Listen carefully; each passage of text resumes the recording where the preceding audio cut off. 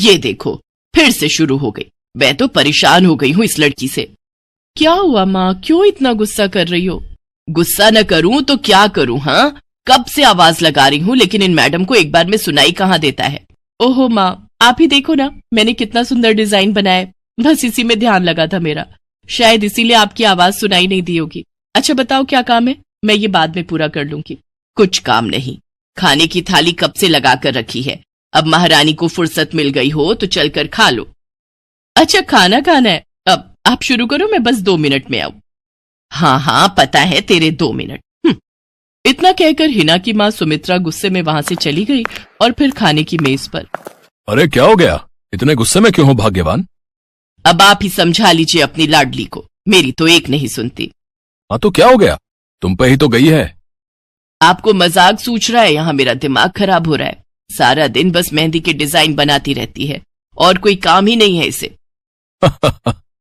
इसका मतलब वो सच में तुम पर ही गई है। तुम्हें भी तो मेहंदी लगाने का बड़ा शौक था ना इस उम्र में। हाँ, पर मैं घर का सारा कामकाज निपटाने के बाद ये सब करती थी। अरे ये तो खाना पीना भी छोड़कर बैठी है। सुमित्रा अपने पति सुरेश से हिना की शिकायतें कर ही रही थी कि तभी हिना वहां आ गई। क्या बनाया माँ? खुशबू तो बड़ी अच्छी आ रही है। मिल गई तुझे फुर्सत। हाँ माँ, देखो ना मेरा आज का डिजाइन, पापा देखिए ना कैसा है। सच में डिजाइन तो वाकई बढ़िया बनाया है लाडो। ये लाडो बोल बोल कर आपने ही इसका दिमाग खराब करके रखा है। मेरी जान को कितना काम है पता है, ती जा रही है, मगर ये लड़की मेरी बिल्कुल मदद नहीं करती। ओहो, आज सिर्फ खरी खोटी ही सुनाओगी या कुछ खाना भी मिलेगा भाग्यवान? सुरेश की बात सुनकर सुमित्रा की हंसी निकल गई और उसे हंसता देख सभी लोग हंसने लगे।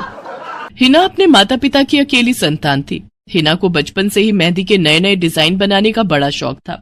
वो कागज पर रोज कुछ न कुछ नया बनाने की कोशिश करती और फिर उसे अपने या अपनी माँ के हाथों पर लगाती। हिना के कॉलेज की पढ़ाई भी अब पूरी हो गई थी, तो अब उसके लिए रिश्ते आने भी शुरू हो गए थे। अरे सुमित्रा कहाँ हो, जल्दी आओ। क्या हुआ जी? जरा इस फोटो को तो देखो, कैसा है लड़का? दिखने में तो बहुत ही बढ़िया है। हाँ, वो कानपुर वाले फूफा जी है ना, उन्होंने बताया इस लड़के के बारे में। अपनी हिना के लिए कैसा रहेगा? लड़का काम क्या करता है और परिवार में कौन कौन है? फूफा जी बता रहे थे कि कानपुर में इनका अपना कारखाना है, वहां ये अपना दोने पत्तल और डिस्पोजल वगैरह बनाते हैं। ये अच्छा पैसा कमा लेता है, फूफा जी की रिश्तेदारी में है। हाँ, पर उससे पहले ये फोटो एक बार हिना को तो दिखा दो, उसे लड़का पसंद आ जाए तभी बात आगे बढ़ानी चाहिए ना। अरे हाँ, ये भी सही कह रही हो। लाडो, ओ लाडो, अरे कहाँ है बिटिया? सुरेश ने फौरन जाकर कमल की फोटो हिना को दिखाई तो हिना को भी कमल पसंद आ गया।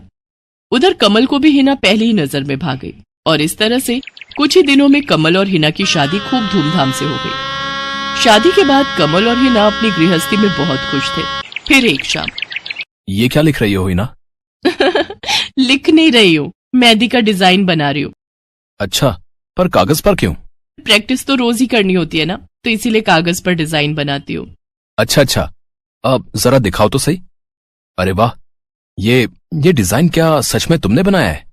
हाँ अच्छा है ना, अब मैंने और भी बनाकर रखे हैं, रुकिए मैं भी लेकर आती हूँ। हिना ने अपने बनाए सारे डिजाइन्स कमल को दिखाए जो कमल को बहुत पसंद आए और उसने हिना की खूब तारीफ की। सब कुछ अच्छा चल रहा था और ऐसे ही हंसी खुशी दिन बीत रहे थे। लेकिन फिर एक सुबह। हेलो, क्या हुआ राठी जी, इतनी सुबह सुबह फोन क्यों किया? सर आप जल्दी से आ जाइए, गजब हो गया, अपनी फैक्ट्री में आग लग गई है सर, सब कुछ जल गया सर, कुछ भी नहीं बचा सर, जल्दी आ जाइए आप। फोन पर अपने मैनेजर की बात सुनकर कमल के पैरों तले जमीन खिसक गई। फैक्ट्री पहुंचा तो देखा वाकई फैक्ट्री पूरी तरह से जल रही थी। तभी एक जलती हुई बड़ी सी लकड़ी कमल पर आ गिरी, जिसकी वजह से वो बुरी तरह झुलस गया। उसे फौरन अस्पताल पहुंचाया गया और यहाँ से सब कुछ बदल गया। फैक्ट्री के काम को बढ़ाने के लिए कमल ने हाल ही में कई सारी नई मशीनें लोन पर खरीदी थी। मशीनें तो नहीं बची, लेकिन लोन चुकाने के चक्कर में पहले कमल की गाड़ी बिकी और फिर घर। मजबूर होकर कमल और हिना अब किराए के मकान में रहने लगे थे। फिलहाल कमल की हालत ऐसी नहीं थी कि वो कोई और काम कर सके।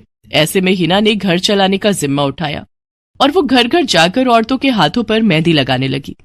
हालांकि इस काम से उसे बहुत कम पैसे ही मिल पा रहे थे, लेकिन हिना फिर भी पूरी मेहनत कर रही थी। क्या से क्या हो गया ना हिना, मैं किसी काम का नहीं रहा, हम बर्बाद हो गए। मैंने कहा था तुम्हें रानी बनाकर रखूंगा, मगर मेरे रहते हुए भी तुम्हें कितना संघर्ष करना पड़ रहा है। ऐसा क्यों कह रहे हैं आप बिल्कुल चिंता मत कीजिए, देखना धीरे धीरे सब ठीक हो जाएगा।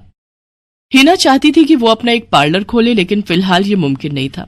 मेहंदी लगाने का काम भी सीजन पर ही मिल पाता था, तो अब दिक्कत खाने पीने की भी होने लगी। ऐसे में हिना ने एक सेठ के घर मेड का काम करना शुरू कर दिया। और फिर एक दिन, सुन, तुझे कोई मेहंदी वाली पता है क्या? क्यों मैडम? अरे वो तीज आ रही है ना, तो मेहंदी लगवानी थी। हाँ, बाहर इतनी गर्मी है, अब ऐसे में कौन बाहर जाए, तो घर पर ही आकर कोई लगा दे तो बढ़िया रहेगा। अब हाँ मैडम, मैं बहुत अच्छी मेहंदी लगाती हूँ, आप मुझसे लगवा लो। ना ना ना, अगर खराब कर दी तो? तीज की पार्टी है मेरे यहाँ, मेहंदी तो बढ़िया ही लगवानी है मुझे। मैडम आप बिल्कुल चिंता मत कीजिए, और रुकिए, मैं अभी आपको कागज पर मेहंदी का डिजाइन बनाकर दिखाती हूँ, फिर आगे आप ही तय करना। इतना कहकर हिना ने फौरन एक कागज लिया और कुछ ही देर में उस पर एक बहुत ही सुंदर मेहंदी का डिजाइन बना दिया। और फिर, अरे वाह, ये तो सच में बहुत सुंदर है, बिल्कुल नया और बहुत ही खूबसूरत डिजाइन है। अब तू ये डिजाइन मेरे हाथ पर भी सेम टू सेम लगा देगी ना? हाँ मैडम, आप मुझ पर विश्वास कीजिए, मैं बचपन से ये करती आई हूँ। उस दिन हिना ने पूरे मन से अपनी मालकिन के दोनों हाथों पर मेहंदी लगाई। हिना ने जो डिजाइन बनाया था वो एकदम नया था और सुंदर भी। फिर अगले दिन, नमस्ते साहब, वो आपको कुछ? हाँ, मैं तुम्हारा ही इंतजार कर रहा था। ये कल शिवानी के हाथों पर तुम ही ने मेहंदी लगाई थी ना? जी साहब, मैंने ही लगाई थी। अब कोई गलती हो गई क्या मुझसे? नहीं, ऐसी कोई बात नहीं है, बस ये जानना था तुमसे कि मेहंदी का वो डिजाइन कहाँ से देखकर लगाया तुमने? कहीं से नहीं साहब, वो तो मैंने खुद से सोचा था, मैं कभी कहीं से देखकर डिजाइन नहीं बनाती। अच्छा, अगर ऐसा है तो जरा ये कागज और जरा इस पर एक मोर की थीम पर बेस्ड एक डिजाइन बनाकर दिखाओ, पर याद रहे डिजाइन बिल्कुल नया होना चाहिए। जी साहब, बस 2 मिनट दीजिए। हिना ने बस कुछ मिनटों के अंदर वो करके दिखा दिया, जिसे देखकर उसका मालिक साहिल मल्होत्रा हैरान रह गया। वाह, सच में कमाल है ये तो। अब तुमने डिजाइनिंग सीखी है क्या कहीं से? नहीं साहब, सीखी तो नहीं, लेकिन मुझे बचपन से ही शौक है मेहंदी लगाने का, तो बस इसीलिए। समझ गया। देखो हिना, तुम्हारा हुनर लाजवाब है और तुम्हें अपने इस हुनर को ऐसे बेकार नहीं जाने देना चाहिए। जी मतलब? तुम्हें पता है ना, मेरी फैक्ट्री में लेडीज कपड़ों के लिए कपड़ा बनता है, लेकिन काफी समय से मैं परेशान हूं क्योंकि सूट साड़ियों वगैरह के लिए मेरे पास नए डिजाइन की कमी पड़ गई है। लेकिन अब लगता है ये कमी नहीं रहेगी। बोलो, बतौर डिजाइनर मेरे लिए काम करोगी तुम? जी साहब, बिल्कुल करूंगी। ये हिना के लिए सपने के सच होने जैसा था। अब वो काम वाली बाई से एक डिजाइनर बन गई। वो साहिल की फैक्ट्री में बनने वाले कपड़ों के लिए हर रोज नए नए डिजाइन बनाने लगी, और इसके बाद साहिल के फैक्ट्री में बनने वाले कपड़े की डिमांड काफी बढ़ गई, और इसके चलते हिना को भी उसके काम की बढ़िया सैलरी मिलने लगी।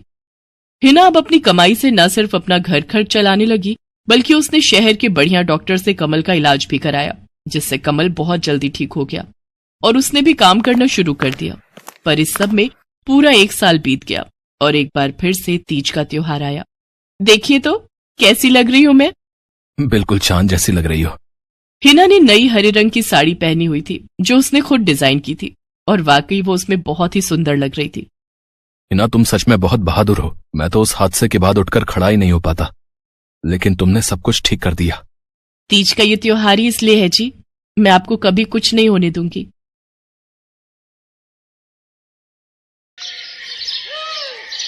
मीरा, ओ मीरा, चल तो जल्दी से आटा गूंथ दे, मैं फटाफट रोटियां सेक दूंगी। नहीं माँ, मैं नहीं गूंथ पाऊंगी, मैंने मेहंदी लगा ली है हाथ पर। क्या? सुबह सुबह तू फिर मेहंदी लगाकर बैठ गई? बड़ी मक्कार है सच में, काम में मदद ना करनी पड़े इसलिए जब देखो मेहंदी लगाकर बैठ जाती है।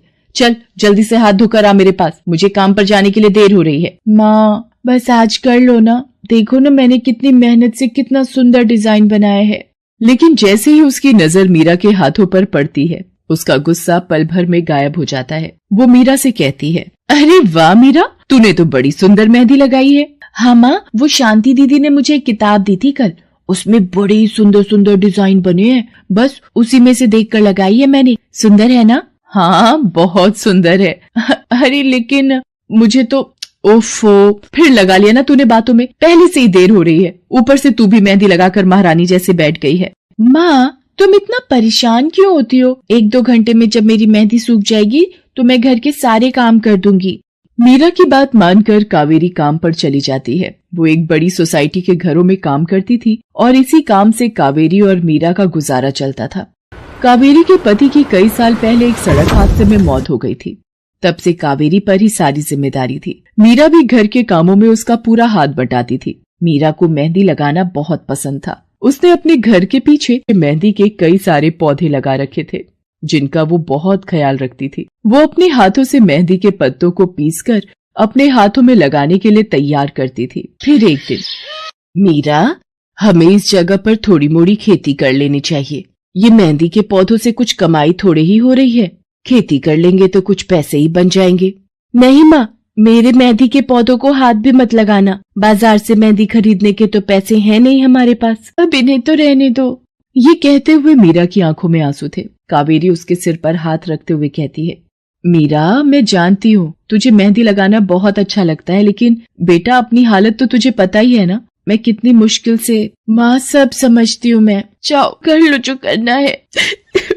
इतना कहकर मीरा रोते हुए वहाँ से चली जाती है। कावेरी को उसके लिए बुरा लग रहा था। वो मीरा की मेहंदी के पौधों को कुछ नहीं करती। ऐसे ही कई दिन गुजर जाते हैं। ज्यादा काम करने की वजह से कावेरी की तबीयत खराब रहने लगी। वो बहुत जल्दी जल्दी बीमार पड़ने लगी। तो मीरा ने उससे कहा, माँ, तुम रहने दो, तुम्हें बुखार है, रात भर सोई नहीं हो, मैं चली जाती हूँ काम पर। नहीं मीरा, तू कैसे? ना, नहीं, मैं ठीक हूँ, मैं जाती हूँ। कावेरी जैसे ही उठकर चलने की कोशिश करती है, अचानक उसे चक्कर आ जाता है। मीरा उसे सहारा देकर बिस्तर पर लिटा देती है और उससे कहती है, बस माँ, अब तुम आराम करोगी और काम पर अब से मैं जाऊंगी। कावेरी घर पर रहकर आराम तो कर रही थी, लेकिन वास्तव में उसे अच्छे इलाज की भी जरूरत थी, जिसके लिए पैसे थे नहीं। दूसरी तरफ अब हर रोज मीरा काम पर जाती और लौटकर घर के भी सारे काम उसे ही करने पड़ते थे। इस सब में उसे मेहंदी लगाने का बिल्कुल भी वक्त नहीं मिल पाता था। मीरा, कितने दिन हो गए तूने मेहंदी नहीं लगाई? हाँ माँ, बस मन नहीं कर रहा। अच्छा, मेहंदी लगाने का तेरा मन नहीं? मैं सब जानती हूँ। मैंने बिस्तर पकड़ लिया है और मेरी फूल सी बच्ची पर सारे काम पड़ गए हैं। अब बस बहुत हो गया आराम। मीरा, जा, तू जाकर मेहंदी लगा ले, आज मैं जाऊंगी काम पर। नहीं माँ, तुम कहीं नहीं जाओगी, मैं कर लूंगी सब। और मैं सच बोल रही हूँ, मैं बड़ी हो गई हूँ, ये मेहंदी वेहंदी का मुझे शौक नहीं। इतना कहकर मीरा काम पर जाने के लिए घर से निकल जाती है। कावेरी की आंखों में आंसू आ जाते हैं। मीरा सोसाइटी के कई घरों में काम करती थी। उन्हीं में से एक घर आरती का भी था। उसके घर पर तीज का त्योहार बड़े धूमधाम से मनाया जाता था। तीज की तैयारियों में मीरा भी मदद कर रही थी। इसी बीच, अरे ऐसे कैसे? मैंने सारे रिश्तेदारों को बुला लिया है, मेरी सारी फ्रेंड्स भी आने वाली हैं। मैं क्या कहूँगी उन्हें? फोन पर काफी देर बहस करने के बाद आरती फोन रख देती है। उन्हें उदास देखकर मीरा उससे पूछती है, क्या हुआ मैडम जी, आप कुछ परेशान लग रहे हो? हाँ मीरा, बड़ी मुसीबत हो गई। कल तीज का फंक्शन है, मैंने सबको मेहंदी लगवाने के लिए यहीं बुला लिया है और आखिरी मौके पर ये पार्लर वाली धोखा दे गई। कह रही है कल नहीं आ पाएगी। अब क्या होगा? इतनी जल्दी कौन तैयार होगा सबको मेहंदी लगाने के लिए?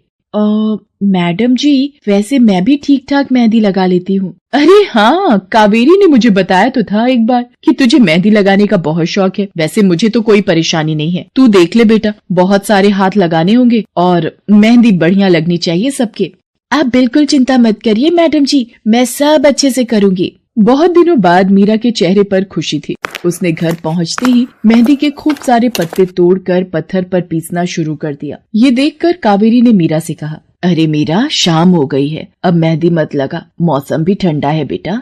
ये मेहंदी मैं अपने लिए नहीं पीस रही माँ, वो 5वें फ्लोर वाली मैडम जी है ना, कल उनके यहाँ लगानी है। अच्छा बेटा, पर ध्यान से बेटा, वो बड़े लोग हैं, कोई गलती ना हो जाए। माँ, तुम बिल्कुल चिंता मत करो, मेहंदी लगाने में मुझसे कभी कोई गलती हो ही नहीं सकती। मीरा खूब सारी मेहंदी तैयार करके अगले दिन आरती के घर पहुंच जाती है। वो अपनी मेहंदी को कोन में भरने लगती है कि तभी आरती की एक फ्रेंड आरती से, आरती, ये किसे बुला लिया तुमने? मैंने जिस पार्लर का नंबर दिया था तुम्हें, उससे बात नहीं हुई क्या? हुई तो थी, लेकिन उसने आखिरी वक्त पर मना कर दिया। तुम बिल्कुल चिंता मत करो, ये मीरा है, मेरी हाउसमेड है ना कावेरी, ये उसी की बेटी है। बहुत अच्छी मेहंदी लगाती है ये।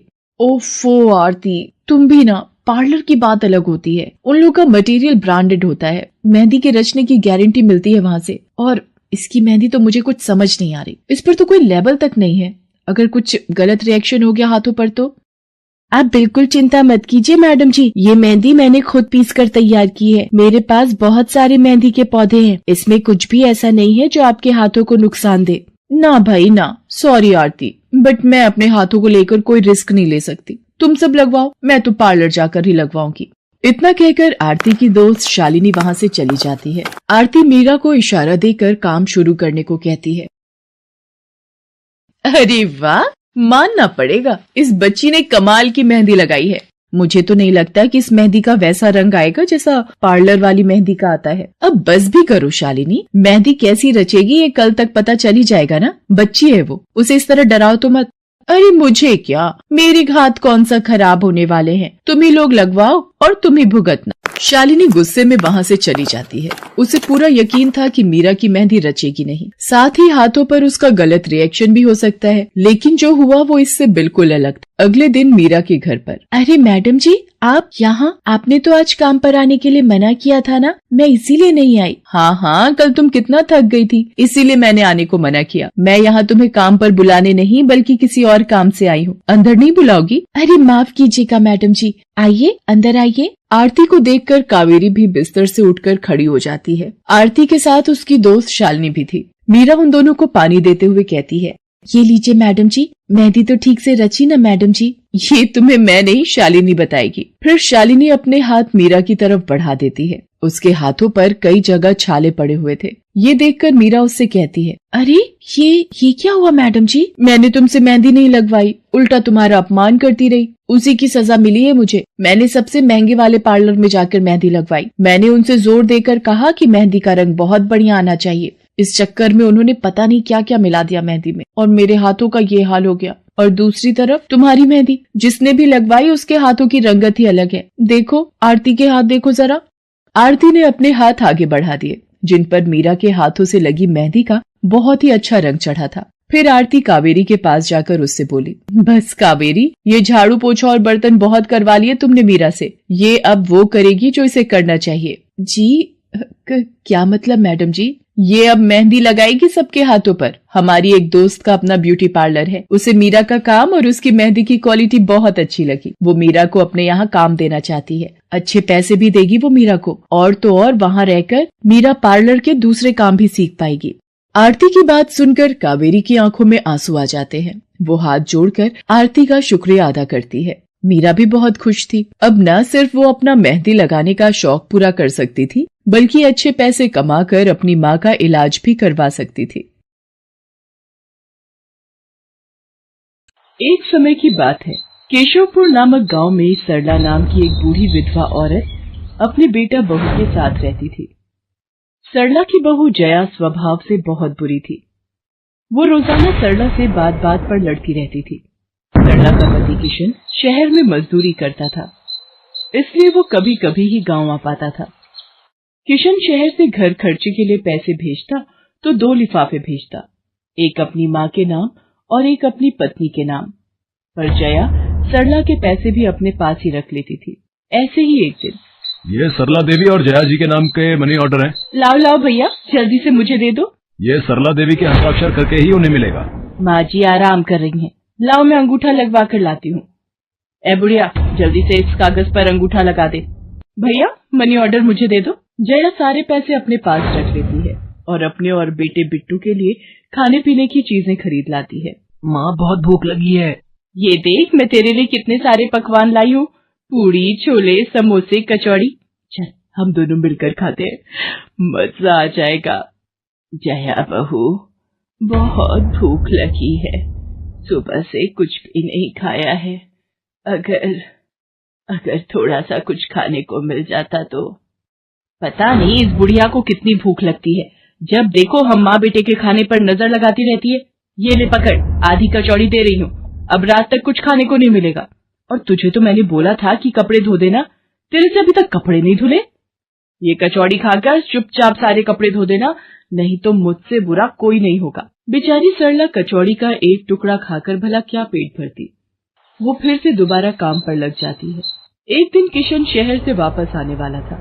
जया को पता था कि जब किशन सरला से पूछेगा कि वो उसे पैसे बराबर भेजता है तो उसे मिलते हैं या नहीं। ये बात सोचकर जया थोड़ा घबरा जाती है और वो सरला से कहती है, ओ बुढ़िया, अगर तूने अपने बेटे से कहा कि तुझे उसके भेजे हुए पैसे नहीं मिलते तो मुझसे बुरा कोई नहीं होगा। वो तो एक दिन रहकर चले जाएंगे, उसके बाद जो मैं तेरा हाल करूंगी ना, फिर तू देखती रह जाएगी। इसलिए अपने बेटे के सामने दुखड़े रोने की कोशिश मत करना। नहीं बहू, मैं किशन को कुछ नहीं कहूंगी। माँ, मैंने तुम्हें पैसे भेजे थे, वो तुम्हें मिल गए थे ना? अरे आप बिना कैसी बातें करते हो? माँ जी को मैं बराबर से पैसे देती रहती हूँ। माँ जी, ये लो गरम गरम पनीर के पकौड़े, आप भी खाओ। किशन 2 दिन रहकर शहर वापस चला जाता है। जया फिर से अपने रूप में आ जाती है। दिन भर सरला काम करके एक दिन चक्की से आटा पिसवा कर लौट रही थी कि अचानक उसे चक्कर आ जाते हैं। रिक्शा में जाती एक लड़की देख लेती है। भैया, इन्हें उठाने में मेरी मदद करो, बेचारी पता नहीं कौन है। सुमन, ये तेरे साथ कौन है? ये रास्ते में बेहोश हो गई थी, मैं इन्हें घर ले आई, लगता है इन्हें होश आ गया है। अब कैसा लग रहा है आपको? मैं ठीक हूँ बेटी, तुम्हारा बहुत बहुत शुक्रिया बेटी। माँ जी, आप इतनी भारी आटे की बोरी अकेले ही उठा कर ले जा रही थी, आपके बच्चे या कोई? सरला की आंखों में आंसू आ जाते हैं, वो रो पड़ती है। माँ जी, कोई परेशानी है तो आप हमसे कह सकते हो, मुझे लग रहा है आप बहुत परेशानी में हो। क्या करूं बेटी, मैं इस जीवन से हार गई हूँ। सरला के दुख का घड़ा फूट जाता है और वो सारा दुख सुमन और बाकी लड़कियों को बताती है। अब इस संसार में जीने की कोई इच्छा नहीं है मेरी। माँ जी, ऐसा मत सोचिए, आप जीवन से यूं निराश मत होइए। अब आप अपनी बहू के पास वापस मत जाना, आप यहाँ हमारे साथ रहो। बेटी, तुम बहुत अच्छी हो, भगवान तुम्हारा भला करे। तुम लोग यहाँ गांव में रहती हो क्या? जी माँ जी, हम मेहंदी वाली हैं, हम लोग मेहंदी लगाने का काम करती हैं और आसपास के गांव और शहरों में मेहंदी लगाने जाती हैं। क्या मैं भी ये काम सीख सकती हूँ? क्यों नहीं, बिल्कुल, और ये तो बहुत अच्छी बात है, हमारे ग्रुप में आप भी जुड़ जाओगे, मैं आपको मेहंदी लगाना सिखाऊंगी। सरला अब उन लड़कियों के साथ ही रहने लगी और कुछ ही समय में वो बहुत अच्छी मेहंदी लगाना सीख गई।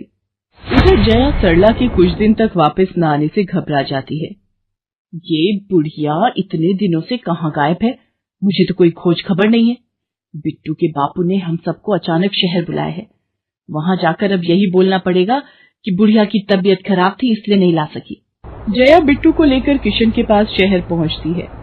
क्या हुआ जया, माँ तुम्हारे साथ नहीं आई? वो माँ जी की तबीयत कुछ ठीक नहीं थी, इसलिए मैंने उन्हें बोला कि वो गांव में ही रहें, बेकार में सफर करती तो उनकी तबीयत और खराब हो जाती। पर तुमने मुझे अचानक क्यों शहर क्यों बुला लिया? अरे वो हमारे सेठ जी की लड़की की शादी है, इसलिए उन्होंने बोला कि कोई ऊपर के कामों के लिए मिल जाए। मैंने सोचा तुम्हें बुला लेता हूँ, और माँ भी थोड़े दिन के लिए मेरे पास रह लेगी। चलो कोई नहीं, मैं तुम्हें मालकिन से मिलवा देता हूँ। देखो किशन, शाम को मेहंदी का समारोह है तो काम अच्छे से निपटाने हैं, जितने भी मेहमान आएंगे उनके स्वागत में कोई कमी ना होने पाए। आप चिंता मत करो मालकिन, सब हो जाएगा। ये मेरी पत्नी है, मैंने इसे गांव से बुला लिया है, ये सब संभाल लेगी। जया मेहंदी समारोह की तैयारियों में काम करवाने लगती है, सब मेहमान आने लगते हैं। रिचा, मेहंदी वाली अभी तक नहीं आई, कितने बजे का टाइम दिया था? मम्मी, मेरी उनसे बात हो गई है, बस कुछ ही देर में आती होंगी। लो वो आ गई। माँ जी, ये यहाँ कैसे? मेहंदी वाली लड़कियों के साथ? माँ यहाँ?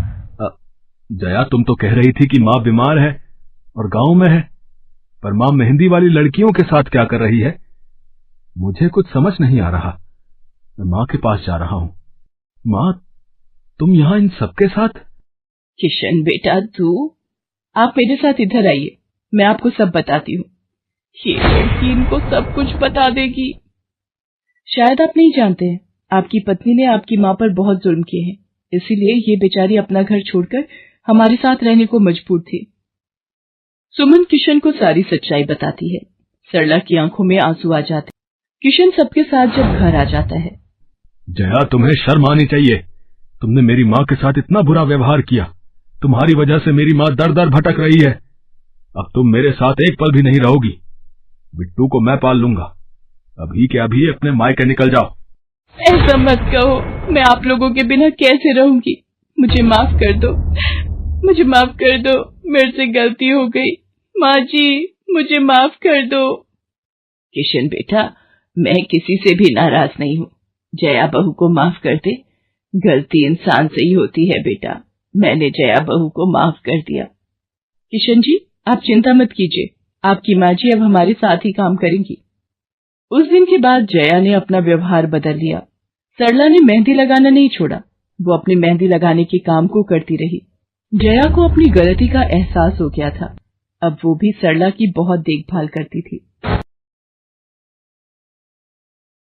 संध्या की बुआ, जो कि दिल्ली में रहती थी, वो उसके लिए एक अच्छे घर का रिश्ता लेकर आई थी। देखो भैया, मेरी इतनी जान पहचान तो नहीं है लड़के वालों से, पर इतना जानती हूँ, अड़ोस पड़ोस में कहीं पूछोगे तो लोग अच्छा घर ही बताएंगे। ठीक है सुमन, अगर तुम कहती हो तो लड़के वालों को एक बार बुला लेते हैं। अब संध्या भी लड़के को देख लेगी। संध्या की बुआ लड़के वालों से अपने तरीके से बात कर लेती है और कुछ दिनों बाद संध्या की शादी विपुल नाम के लड़के से हो जाती है। पता नहीं इस काम वाली को छुट्टी लेकर गांव अभी जाना था। उसे पता था शादी वाला घर है, नई नवेली दुल्हन आएगी तो घर में 100 काम होंगे, फिर भी बिना बताए गांव निकल गई। अब मैं दूसरी काम वाली इतनी जल्दी कहाँ से ढूंढूंगी। राजेश्वरी, एक प्याली चाय दे दो तो बड़ी मेहरबानी होगी। सुबह से एक प्याली चाय भी नहीं मिली है। तुम्हें तो जब देखो चाय पीने की पड़ी रहती है। पता भी है एक बर्तन नहीं है धुला हुआ जिसमें तुम्हारी चाय बना दूं।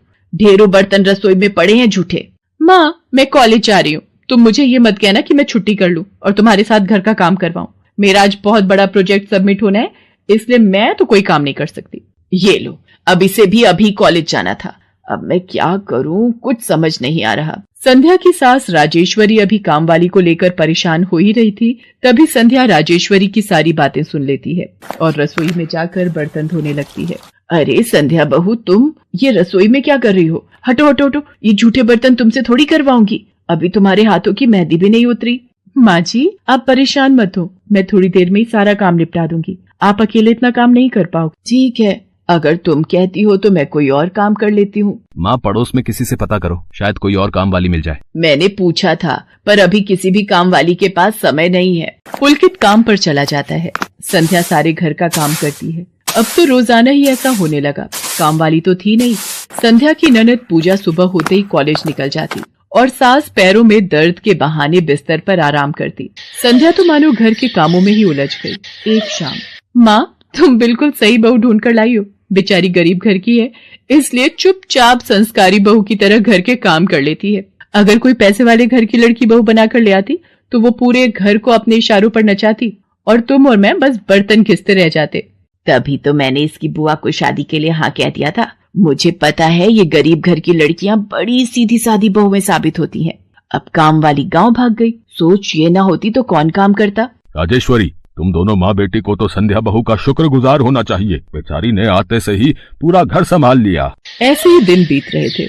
संध्या सभी घर वालों की देखभाल का पूरा ध्यान रखती थी। एक दिन, क्या हुआ पुलकित बेटा, तुम इतने परेशान क्यों हो? और आज तुम ऑफिस भी नहीं गए? पापा, मेरी नौकरी छूट गई है। कंपनी घाटे में चल रही थी, इसलिए उन्होंने मेरे जैसे बहुत से वर्कर्स को अचानक निकाल दिया। दिमाग खराब हो रहा है, गाड़ी की किश्त भरनी है, घर का लोन भी पूरा नहीं हुआ है। घर का खर्चा अब सब कुछ कैसे होगा, कुछ समझ में नहीं आ रहा है। पुलकित बेटा, चिंता मत कर, अब कोई ना कोई रास्ता निकल आएगा। ज्यादा होगा तो कुछ दिनों के लिए मैं कोई काम कर लूंगा। पापा, मेरे होते हुए आप काम नहीं करोगे, मैं कुछ सोचता हूँ। पुलकित दूसरी नौकरी को लेकर परेशान था। उसे कोई काम नहीं मिल रहा था। घर में पैसों की तंगी भी शुरू हो गई। पुलकित ने अपनी गाड़ी बेच दी। घर के लोन को लेकर वो परेशान था। 15,000 रुपए की किश्त उसे भरनी थी। तभी, भैया, मेरे कॉलेज की फीस इस बार बहुत लेट हो गई है। मेरा आखिरी साल है, अगले महीने की 5 तारीख तक 12,000 रुपए फीस के भरने हैं। मैं कुछ इंतजाम करता हूँ। ऐसे खाली हाथ पर हाथ रखकर मैं नहीं बैठ सकती, मुझे कुछ सोचना होगा। पता नहीं, हो सकता है किरण ने बात कर ली होगी, पूछती हूँ। हेलो किरण, मैं संध्या बोल रही हूँ। तूने बात की? फिर पार्लर में जगह खाली है क्या? हाँ, मैंने बात कर ली है। 12,000 रुपए महीना देंगी रविता मैम। बोल, तू हाँ बोलती है तो मैं बात कर लेती हूँ। ठीक है, तू हाँ बोल दे, कम से कम कुछ तो पैसे आ जाएंगे। संध्या पुलकित से पार्लर में मेहंदी लगाने की नौकरी की बात करती है। पहले तो वो मना करता है, पर संध्या उसे समझाती है। पुलकित, मैं जानती हूँ आप परेशानी के दौर से गुजर रहे हो। मैंने आपसे शादी के बाद हर सुख दुख में साथ निभाने का वादा किया था और आप परेशान मत हो, मैं घर और बाहर दोनों का काम एक साथ संभाल लूंगी। ठीक है संध्या, तुम कल से पार्लर में नौकरी के लिए जा सकती हो। अगले दिन से संध्या सारे घर के काम के साथ साथ पार्लर भी जाती और वहां पर पूरा दिन मेहंदी लगाने का काम करती और शाम के वक्त घर आती। संध्या बहुत मेहनत कर रही थी ताकि वो अपने परिवार की मदद कर सके। संध्या बहुत सुंदर मेहंदी लगाती थी। ये बात उसकी सास को तब पता चली जब उसने पार्लर में काम करना शुरू किया। संध्या को पार्लर में काम करते हुए 1 महीना बीत चुका था।